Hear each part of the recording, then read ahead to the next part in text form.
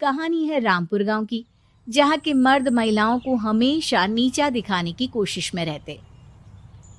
अरे अभी तक खाना नहीं आया, क्या मुझे एक और शादी करने की जरूरत है?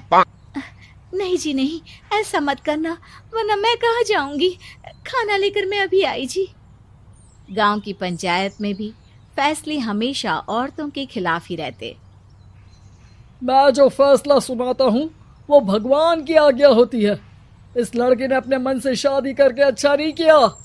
लड़के को घर भेज दो और इसकी शादी इसकी जाति की किसी लड़के से करवा दो, लेकिन ये लड़की, इसे तो गांव के बाहर निकाल दो। नहीं नहीं जमींदार साहब, ये क्या बोल रहे हैं? ऐसा नहीं हो सकता। मेरी बेटी मासूम है, इसे अच्छे बुरे की समझ नहीं है। अरे कहाँ जाएगी ये बेचारी? कहाँ जाएगी? इतनी चिंता है तो पूरे परिवार का गांव निकाला कर देते हैं। बेचारे पूरे बसे बसाए परिवार को गांव छोड़ना पड़ता है। चाहे जो हो, अगर बेटियों को कंट्रोल नहीं कर सकते तो गांव में रहने का कोई मतलब नहीं है। यहाँ औरतों को दब कर रहना होगा। कोई भी अपने हिसाब से कुछ नहीं कर सकता, सब ईश्वर की मर्जी से ही होगा। तभी गांव का एक आदमी दौड़ा दौड़ा आता है। सरपंच साहब, जमींदार साहब, वो कालिया है ना, उसकी बेटी पढ़ने के लिए शहर जा रही है। अच्छा, ये कब हो गया? और कालिया की हिम्मत कैसे हो गई ऐसा करने की? लेकर आओ उसे और उसकी बेटी को। बस फिर क्या था, हाजिर हो जाते हैं कालिया और उसकी बेटी सरपंच के सामने। अरे कालिया, ये क्या सुनने में आ रहा है? बेटी को इंजीनियर बना रहा है तू? और ये बता, गांव में तो स्कूल नहीं है, फिर कहां से इतनी क्लास पास कर गई तेरी बेटी? राधा, जो कि कालिया की बेटी है, उसे लगता है कि सरपंच उसकी तारीफ कर रहे हैं। सरपंच जी, मैंने ऑनलाइन पढ़ाई की है, डिस्टेंस लर्निंग से। सभी में मैंने अच्छे नंबर पाए हैं, जिसे देखते हुए शहर की इंजीनियरिंग कॉलेज में मुझे स्कॉलरशिप मिली है। वाह जी वाह, क्या होती है ये? पहले तो ये बताओ, फिर आगे की बात करते हैं। पूरा गांव राधा की बात सुन रहा था और राधा बोलती जा रही थी। तो ऐसे मैं फ्री में एक अच्छी शिक्षा लेकर गांव में जो कुछ परेशानियां हैं, जैसे बिजली, पानी और इंटरनेट जैसी समस्याओं के लिए काम करूंगी। मैं गांव को शहर से जोड़ने के लिए पुल का निर्माण करवाने का प्रस्ताव रखूंगी। मुझे पूरी उम्मीद है कि जल्द ही हमारा गांव भी तरक्की की राह पर चल पड़ेगा। राधा की बात सुनकर सारे गांव वाले ताली बजाने लगते हैं। सरपंच को समझ नहीं आता कि वो क्या करे। चुप रह नादान लड़की, गांव के खिलाफ जाने के लिए तुझे गांव से बेदखल कर दिया जाएगा, वो भी पूरे परिवार के साथ। और हाँ, अगर ठीक से गांव में रहना चाहती है तो ये पढ़ाई लिखाई छोड़ दे। हम तेरे लिए गांव का कोई होनहार लड़का देखेंगे। तभी गांव का एक आदमी बोल पड़ता है। अरे नहीं नहीं सरपंच जी, राधा बिटिया जो बता रही है, अगर वैसा हो जाए तो हम लोगों को पैसा कमाने के लिए बाहर नहीं जाना पड़ेगा। हाँ जी, और ना ही कोसों दूर पानी के लिए भटकना पड़ेगा। हमारे बच्चे भी अच्छी पढ़ाई कर सकेंगे और आगे बढ़ेंगे, ना कि हमारी तरह खेती करते बैठेंगे। क्यों गांव वालों, राधा बिटिया का साथ देना चाहिए ना। सरपंच देखता है कि गांव राधा के साथ है तो वो चुप हो जाता है।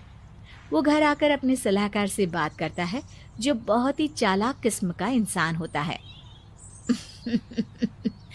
अरे सरपंच साहब, आपको बहुत ही होशियारी से काम लेना पड़ेगा।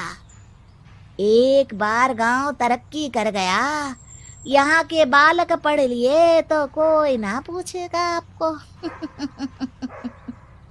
और फिर ये जो बेटा और बेटी है ना आपके, इनको भी आम लोगों की तरह ही जीवन जीना होगा।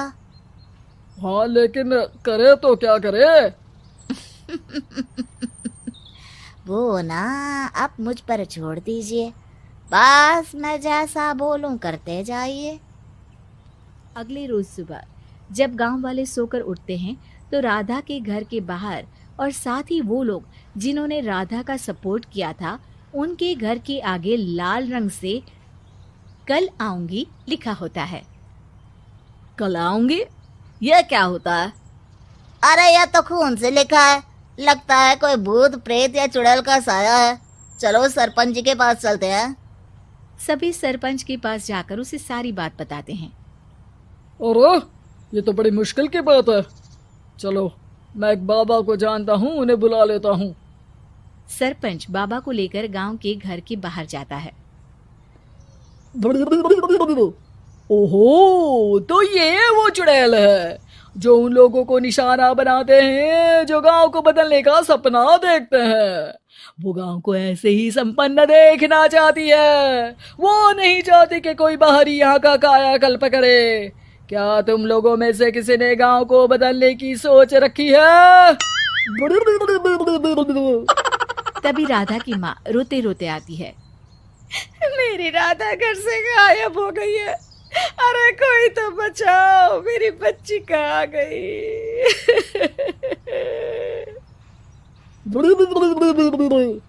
ले गई वो चुड़ैल, तेरी बच्ची को ले गई। अब वो उसे श्रापित करके छोड़ेगी, उस पर चुड़ैल का साया हो जाएगा। तभी बुरी सी हालत में राधा भी वहां आ जाती है। उसके बाल चुड़ैल की तरह फैले होते हैं और कपड़ों में खून लगा होता है। सभी राधा को देखकर डर जाते हैं। माँ, पता नहीं मुझे कौन उठा कर ले गया था। अरे दूर दूर हो जा चुड़ैल, अब हम लोग इस गांव में नहीं रुकेंगे। अरे कैसे बातें कर रहे हैं आप? कल तो आप मेरे भरोसे गांव का हुलिया बदलने, अपने बच्चों को पढ़ाने और तरक्की उन्नति की बात कर रहे थे, तो आज क्या हो गया आपको? ये फिर तुम लोगों को बहकाएगी। ये चुड़ैल गांव में आ चुकी है, ऐसे ही ये तुम्हारे घर के बच्चों को भी ले जाएगी। गांव वाले राधा को गांव से बाहर निकाल देते हैं। उसके माँ बाप रोते रहते हैं, लेकिन गांव वाले नहीं मानते। मैं भी अपनी बहन के साथ गांव के बाहर रहूंगा, लेकिन वो पढ़ाई नहीं छोड़ेगी। वहीं सरपंच के घर पर सलाहकार कहता है। देखा, सांप भी मर गया और लाठी भी नहीं टूटी। लेकिन अगले ही दिन सरपंच के घर के बाहर भी वही शब्द लिखे होते हैं। और फिर सरपंच की बीवी कहती है, हमारी बेटी को किसी ने अगवा कर लिया है। तभी राधा का भाई वहां आ जाता है। अरे गांव वालों, मैंने सरपंच जी की बेटी को देखा था। वो चुड़ैल उसे उठाकर ले जा रही थी। अरे क्या मजाक कर रहे हो? नहीं नहीं सरपंच जी, आप नहीं जानते। वो चुड़ैल अब आपकी बेटी में आ जाएगी, जैसे राधा के अंदर आ गई थी। तभी सरपंच की बेटी वैसी ही हालत में वहां आती है जैसे राधा आई थी। पापा, पता नहीं कैसे मैं गायब हो गई थी। चुड़ैल, इसके अंदर भी चुड़ैल का साया है, मारो इसे। अरे नहीं नहीं, इसे भी राधा के पास गांव के बाहर ही भेज दो। अरे चुप रहो, मेरी बेटी कहीं नहीं जाएगी और चुड़ैल वुड़ैल कुछ नहीं होता है। अरे कैसे बात कर रहे हो सरपंच जी? आप तो बोल रहे थे कि आपका फैसला भगवान का ज्ञान होता है, तो अपने पर बात आई तो अब आप ऐसे बोल रहे हैं।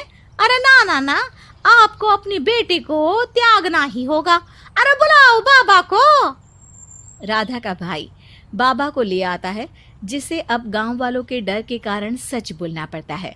मैं कोई बाबा नहीं हूँ, मैं तो मोची था। ये सलाहकार महोदय ने मुझे कहा था एक्टिंग करने को। अब वो मुझे पैसे देने वाले हैं। अब मुझे माफ कर दो। गलती हो गई, मुझे माफ कर दो। तभी वहां राधा आ जाती है। देखा सरपंच जी, जब गांव के बच्चे साक्षर होंगे तो आप जैसे लोगों की चालाकी नहीं चलेगी।